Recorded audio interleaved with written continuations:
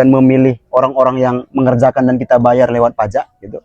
Sehingga duit kita, duit rakyat ini yang dikumpulkan lewat pajak dan retribusi itu benar-benar bisa digunakan untuk kesejahteraan. Meskipun kita tahu bahwa rezim ini seringkali memoles gitu ya, cerita-cerita sukses tentang literasi itu hanya dari berbagai macam artefak-artefak yang inilah kira-kira forum-forum nasional, forum-forum internasional, tapi forum-forum sosialisasi gitu ya. Faktanya kan faktanya kan jauh dari itu kan, faktanya jauh dari itu. Yang kedua, misalnya kebijakan-kebijakan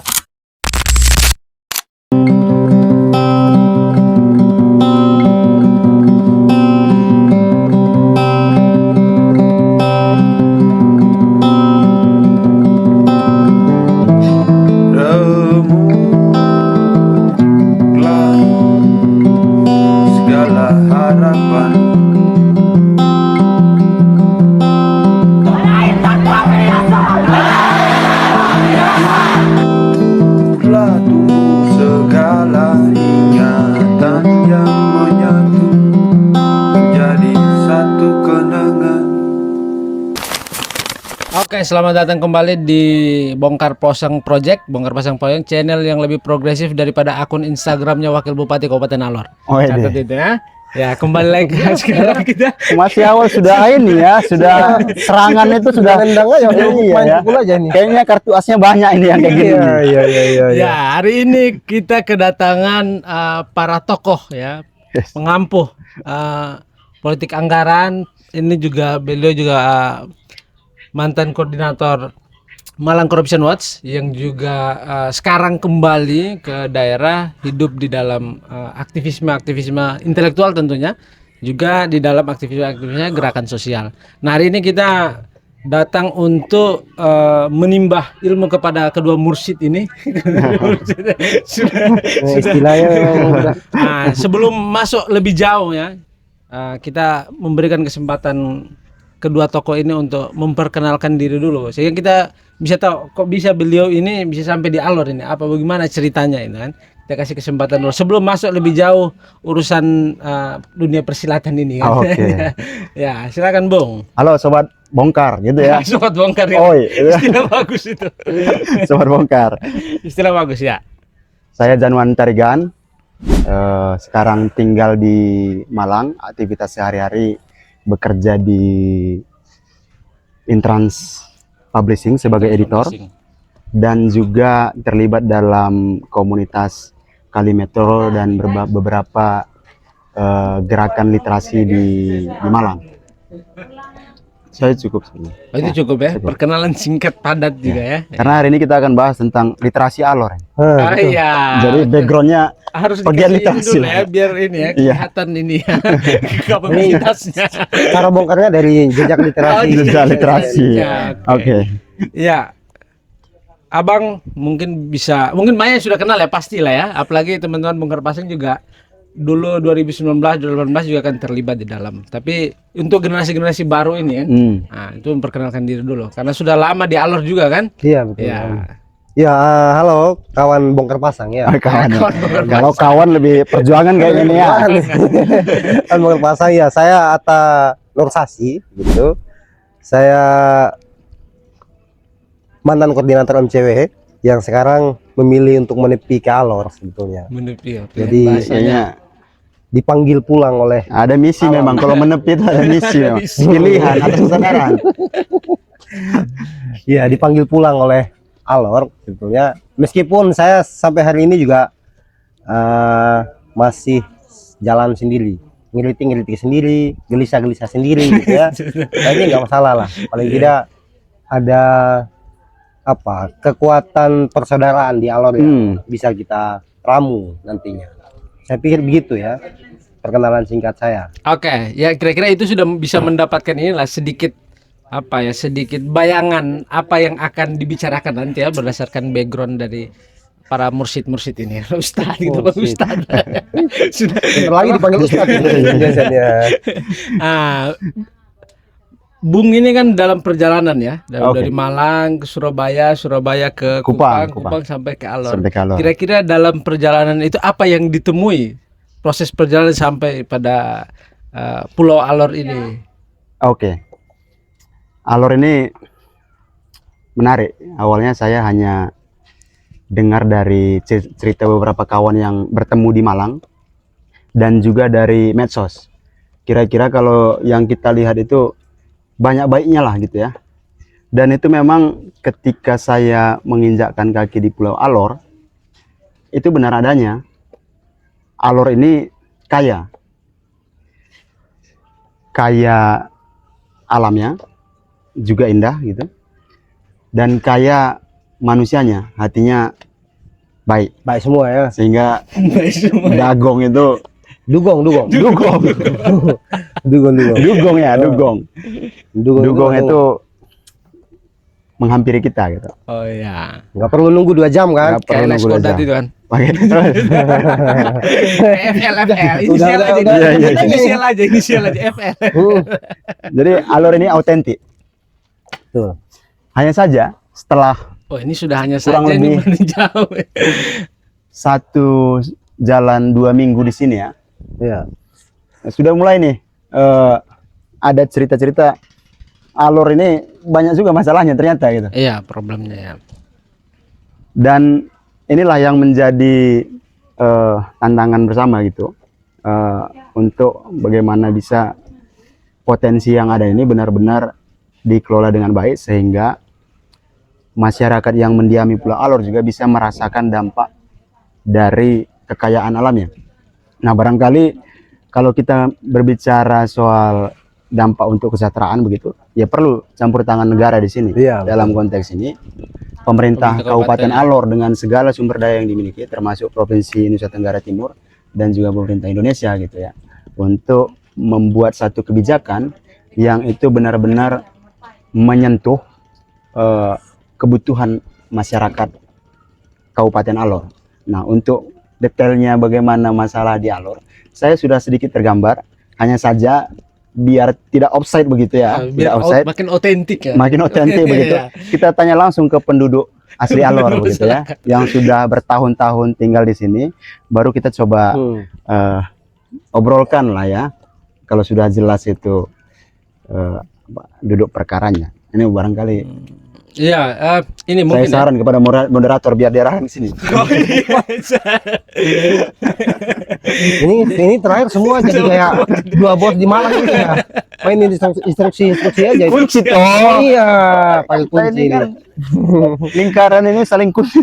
Jadi olah-olah. menurut Bung problemnya itu tidak kalah besar sama keindahan alamnya ya. Keindahan alamnya di sini Betul, problemnya di saudara. sini, gitu Betul, ya. betul, betul. Ya, kita tanyakan langsung sama beliau Oke. aja karena beliau kan sudah bertahun-tahun di sini kan. Aja melihat secara Ya. langsung, punya irisan, punya interaksi, melihat gaya-gaya pejabat Ya, seperti ya. apa. Apakah kebijakan selama ini yang ada di Kabupaten Alor periode baru ini berdampak langsung atau tidak langsung. Nah, itu mungkin Mas Atta bisa memberikan kita sedikit gambaran sehingga kita juga ngerti petanya itu seperti apa. Problem yang ada hari ini ya, hari-hari ini ya. Terutama yang sudah berlangsung lama, kira-kira begitu. Iya. Tapi menarik ini perjalanannya ini. Perjalanannya Bung Jensen ini kan.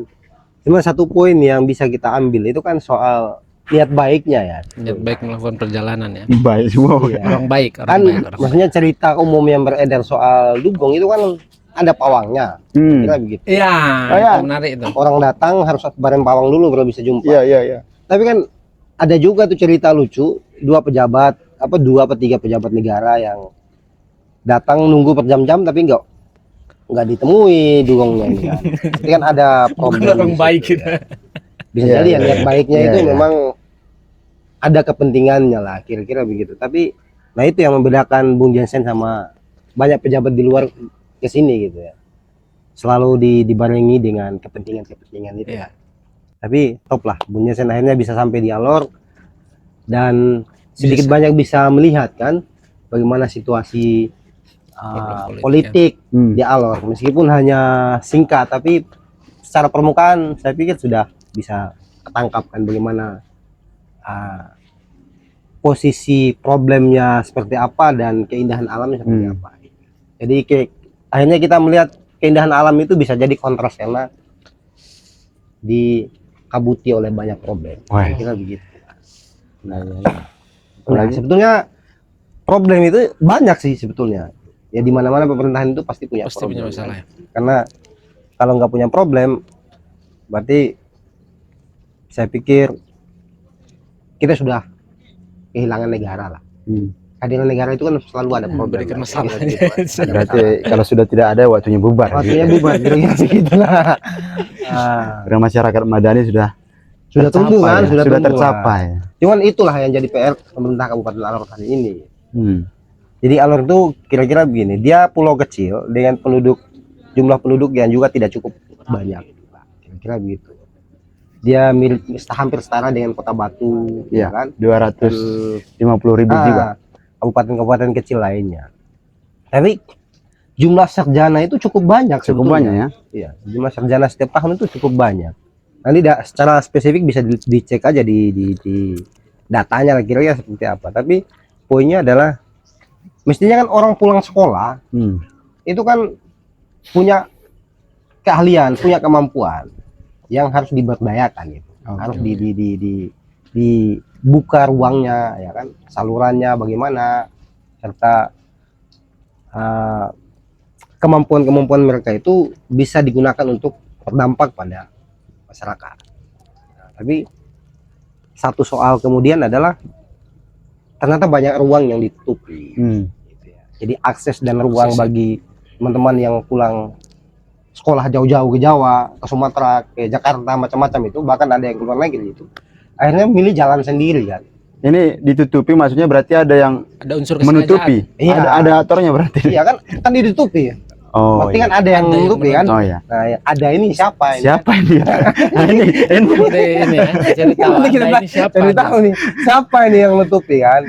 Nah, tapi kan kita bisa lihat atau bisa nebak lah, atau bisa menganalisa bahwa dalam konteks itu relasi kuasa itu kan pasti bermain Pasti kan. bermain, ya.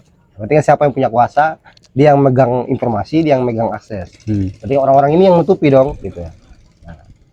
Siapa ya? Sudah silakan ditebak sendiri lah siapa kira-kira gitu. Ya pasti itu sudah bisa ditebak sama para ini kan pemirsa kan. Iya, bisa. betul. Nah, jadi teman-teman juga bisa nebak aja gitu. Karena kata apanya perkembangannya bongkar pasang proyek ini pemirsanya kritis-kritis ya. Kritis. Oh, berarti Maka- kita cukup sampai ditutupi dan ini ada subjek yang menutupi gitu. Sudah bisa nebak. Oh, ini. sudah bisa lagi dia Bisa ini ya. tebak ya, Ini orangnya. gitu. Nah, terus saya problem lain yang barangkali dalam banyak diskusi kita itu kan soal literasi yang penting. Tapi bagaimana kemudian transformasi itu terjadi kalau dia tidak beri ruang dan akses. Ruang itu misalnya adalah ada tempat yang kira-kira itu terlepas atau terbebas dari berbagai macam aksi-aksi represif macam-macam kan. Yang kedua soal akses itu kan bagaimana kemudian sumber daya yang dimiliki oleh seluruh masyarakat Kabupaten Alor ini bisa digunakan untuk mendukung tuh aktivitas-aktivitas literasi yang berkembang di Kabupaten Alor. Nah, Alor ini saya pengalaman 3 tahun belakangan ini saya melihat perkembangan literasinya sangat minim sekali ya, sangat minim sekali. Pun kalau ada itu kan juga hanya dikemas dalam bentuk apa agenda-agenda seremonial administratif saja kan. Tapi esensi daripada literasi itu kan sebetulnya adalah bagaimana menghidupkan kekayaan budaya yang dimiliki oleh Kabupaten Alor.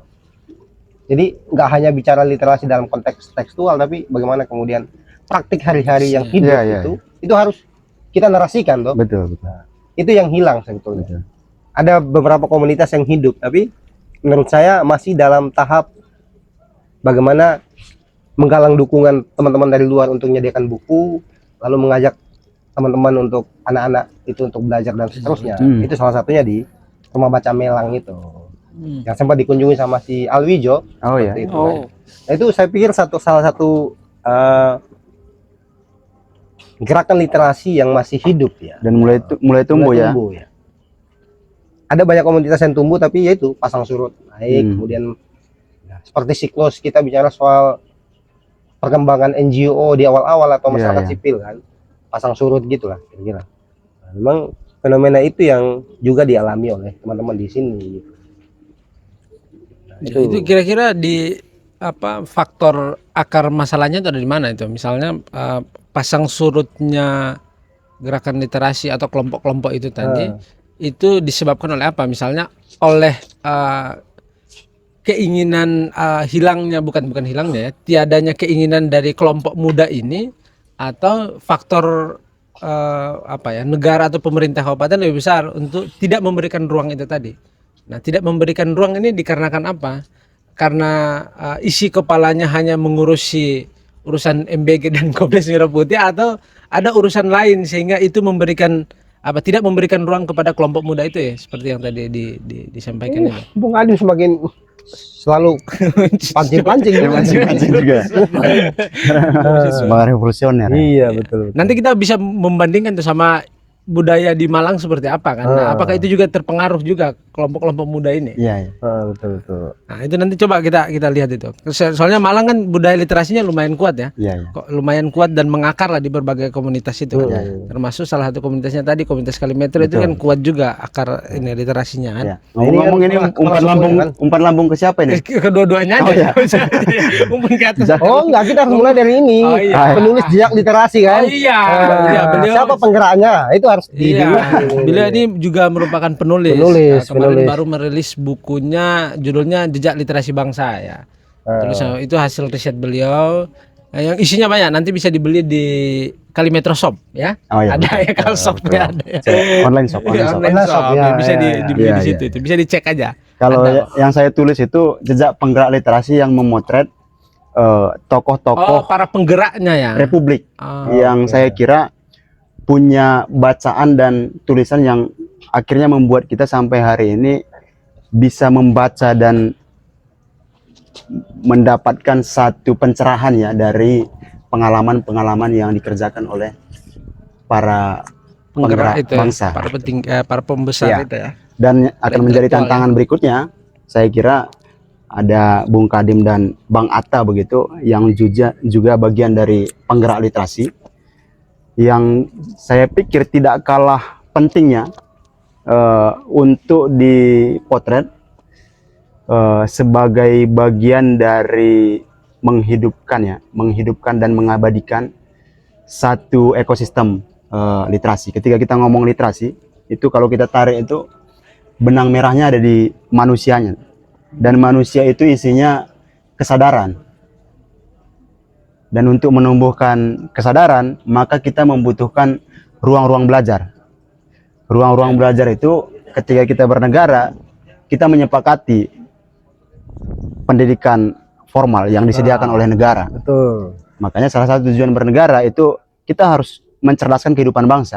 Tinggal bagaimana tujuan ini yang mestinya dijamin oleh negara, kita gugat terus-menerus, kita ingatkan terus-menerus sebagai rakyat yang menyepakati negara ini terbentuk dan memilih orang-orang yang mengerjakan dan kita bayar lewat pajak gitu.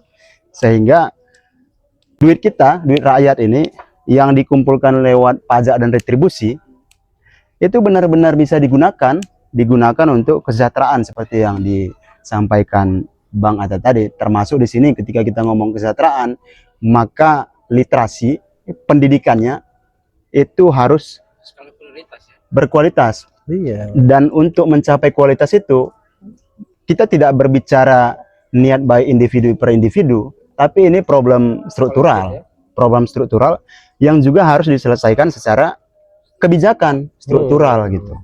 Dan struktural apa bentuknya begitu kan? Ya kita lihat secara kelembagaan kita punya pemerintah, dan pemerintah itu punya sumber daya yang kita sebut sebagai anggaran pendapatan dan belanja daerah. Dan saya kira Alor pun punya begitu, punya anggaran yang juga tidak kalah sebenarnya. Awalnya saya kira anggaran Alor itu kecil, rupa-rupanya anggarannya hampir sama seperti Kota Batu yang di Jawa, jadi tidak berbeda. Iya. Tinggal bagaimana sumber daya ini benar-benar di manajemen untuk kepentingan publik. Tapi sebenarnya tidak hanya melulu soal duit, Tapi yang lebih esensial itu program. Oke. Bagaimana kita menangkap masalah, kemudian memformulasikannya ke dalam satu kebijakan, program, yang itu baru disokong oleh dana gitu. Nah, jadi satu kesatuan kan, belum tentu juga anggarannya besar, dananya ada, tapi programnya menjawab masalah. Nah, Nah, maka disitulah letak keterkaitan dari pendidikan, budaya, literasi dengan sokongan dana anggaran publik gitu. Nah, ini saya kira menarik dan penting memang untuk kita pelajari terus menerus. Jadi ngomong soal kebijakan gitu nggak ada finalnya, akan terus ada masalah ketika pendidikannya sudah oke, bagaimana agar lebih oke kan begitu kan? Artinya ada infrastruktur yang harus diperhatikan menuju kesejahteraan itu tadi ya. Betul. Infrastruktur itu literasi, Betul, ya, betul. soal pemerintahan, kualitas Betul. apa pemerintahannya ya. Dan itu saling terhubung ya, saling terhubung. Makanya kita sebut sebagai ekosistem. Jadi banyak aspek memang di dalamnya. Berarti, ketika satu aspek tidak berjalan, maka dia berpengaruh ke sektor yang lain toh, aspek yang lain toh. Naif kalau kita misalkan ngomong soal APBD-nya besar tapi kita mengabaikan identitas budaya, kemudian pendidikan gitu, maka ya kita mengabaikan yang esensial, karena yang esensial dari manusia itu kesadarannya, dan kesadaran itu dibangun lewat bagaimana dia akar epistemologis dari ini ya, berpendidikan gitu dan berkebudayaan, berkepribadian dalam berkebudayaan. Luar biasa ini. Berkepribadian dalam berkebudayaan. Menarik ini. Kepribadian itu layak lah, sampai layak boleh disebut. Nah, itu kalau ini Mas Atta melihat di Kabupaten Alor melalui penjelasan beliau tadi, apakah sudah mengarah ke sana infrastruktur menuju kesejahteraan itu tadi? Tapi menarik, sebelum ke situ ya, menariknya begini. Bagaimana kita bisa berharap pendidikan dan tumbuhnya literasi di Kabupaten Alor itu kalau sumber daya penyokongnya itu kemudian dipangkas habis untuk dialihkan ke proyek ambisiusnya presiden. Bahkan kita lihat di komposisi belanja per sektor lah, kira-kira di APBN betul. 2025 dan 2026 itu kan kelihatan timpangnya besar sekali itu kan. Konteks manajemen itu tadi ya, konteks manajemen dan bagaimana mengelolanya. Ini kan dinarasikan juga soal efisiensi nih. Betul itu. Pertanyaannya efisiensi di bidang apa dulu gitu kan. Jadi di balik narasi besar soal efisiensi itu sebetulnya ada sektor yang tidak penting-penting amat sebetulnya, justru memakan anggaran yang cukup besar kan gitu.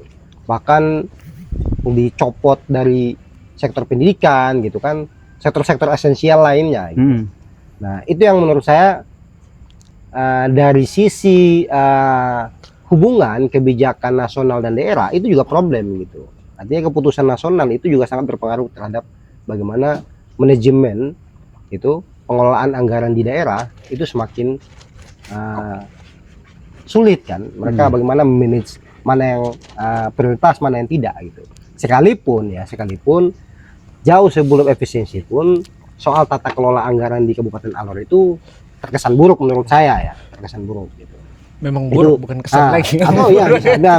Memang buruk itu, memang buruk. Ya, saya pakai kesan biar teman-teman yang lain bisa gitu kan. Nah, kira-kira itu. Jadi memang ada problem itu. Jadi kalau kita lihat atau kembali ke pertanyaan, apa sih problem kenapa perkembangan literasi di Alor itu tidak begitu bagus ekosistemnya, karena satu problem struktural gitu, yang kedua adalah problem kultural kan gitu. Nah, dimanapun kalau kita mendiagnosa masalah, paling tidak kita pakai dua kerangka itulah sebagai pendekatan kan. Misalnya dari sisi atau dari aspek struktural, misalnya bagaimana kebijakan-kebijakan itu pro terhadap upaya-upaya menumbuhkan literasi di daerah. Meskipun kita tahu bahwa rezim ini seringkali memoles gitu ya, cerita-cerita sukses tentang literasi itu hanya dari berbagai macam artefak-artefak yang inilah kira-kira Ya. forum-forum nasional, forum-forum internasional, tapi Forum-forum Yang sosialisasi. gitu ya. Faktanya kan- 4 pilar. Faktanya kan jauh dari itu kan, faktanya jauh dari itu. Yang kedua, misalnya kebijakan-kebijakan semacam, terutama dalam aspek anggarannya lah, sebagai sumber pembiayaan yang utama kan dari seluruh program itu, termasuk soal penggerak literasinya di daerah itu. Nah, bagaimana mungkin kalau sektor literasi atau dalam payung pendidikan itu bisa maju, kalau pembiayaannya kemudian dipangkas habis. Bahkan jauh sebelum efisiensi kan kita selalu ngomong soal mandat konstitusi 20% APBN APBD. Pendidikan. Itu Ya, ya. belum direalisasikan. Mandat konstitusi untuk pendidikan. Iya kan, di sektor pendidikan. Di kesehatan 10%. Makan diklaim sekarang ini MBG bagian dari pendidikan. Malah bagian dari pendidikan. Padahal beda hal. Beda hal karena pendidikan yang dimaksud itu pendidikan yang esensial gitu. Betul. Bukan faktor-faktor yang mendukung itu. Mendukung. Lagi pula kan kita ingin membongkar kembali misalnya semangat negara ini kan untuk mencerdaskan kehidupan bangsa. Gitu. Mencerdaskan kehidupan bangsa itu tidak melalui proyek MBG. Iya, iya. Apa Ya, ya? Salurannya hanya pendidikan. Nah, pendidikan yang kita maksud adalah pendidikan yang esensial, pendidikan yang betul-betul membebaskan, memerdekakan gitu kan. Gitu. Tapi kan sejauh ini praktek pendidikan saja sudah sangat Jauh pasar dari- macam-macam. Belum lagi ditambah dengan kebijakan presiden yang memangkas habis anggaran pendidikan, lalu diganti dengan proyek MBG, lalu diklaim bahwa itu bagian daripada pendidikan. pendidikan. Maka Loncatan berikut. upaya mencerdaskan kehidupan bangsa itu ya tidak bisa selesai hanya dengan Urusan MBG. MBG gitu.